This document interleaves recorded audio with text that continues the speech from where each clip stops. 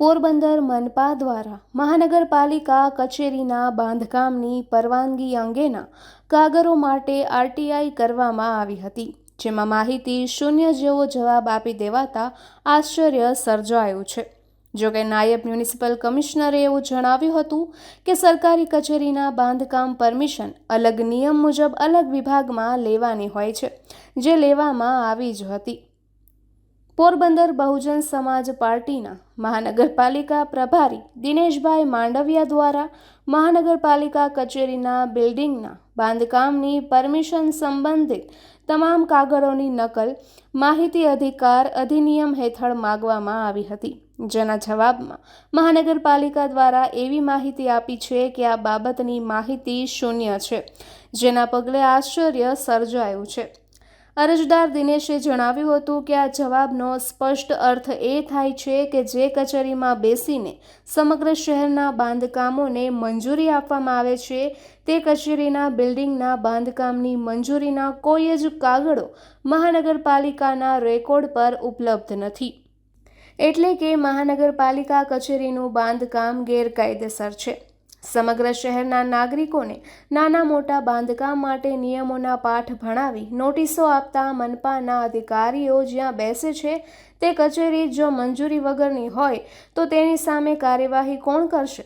સામાન્ય નાગરિકનું બાંધકામ ગેરકાયદેસર હોય તો ડિમોલિશનની કાર્યવાહી કરવામાં આવે છે, ત્યારે હવે પોતાની ગેરકાયદેસર કચેરી સામે ક્યારે કાર્યવાહી થશે તેવા સવાલો સાથે આ જવાબ સામે તેઓમાં અપીલમાં જવાની પણ તૈયારી બતાવી છે।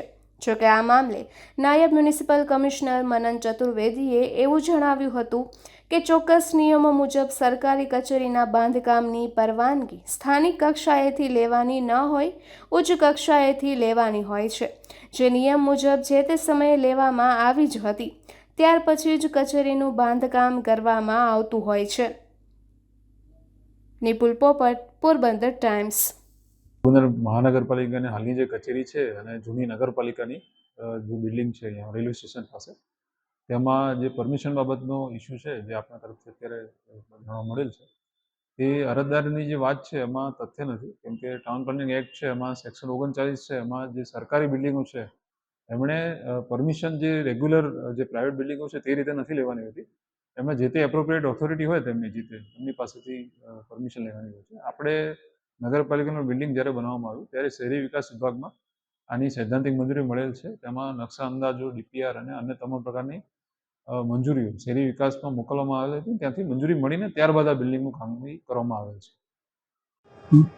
અમોએ પોરબંદર મહાનગરપાલિકા પાસેથી જે જગ્યાએ હાલમાં મહાનગરપાલિકાનું કાર્યાલય છે તે બિલ્ડિંગ સંબંધની બાંધકામ અંગેની માહિતી માંગતા પોરબંદર મહાનગરપાલિકા દ્વારા અમને જવાબ આપવામાં આવેલ છે કે તેમની પાસે નગરપાલિકાના બાંધકામ સંબંધની માહિતી પૂરી છે।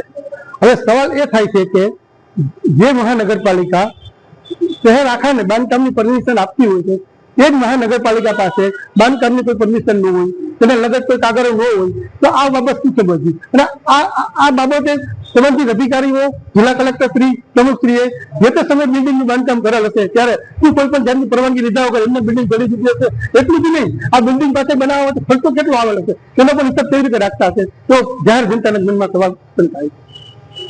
આ અંગે અમોએ જે જવાબ મળે છે તેનાથી સંતુષ્ટ ન હોય, આથી અમે પ્રથમ અપીલ નાયબ કમિશનર સમક્ષ કરશું।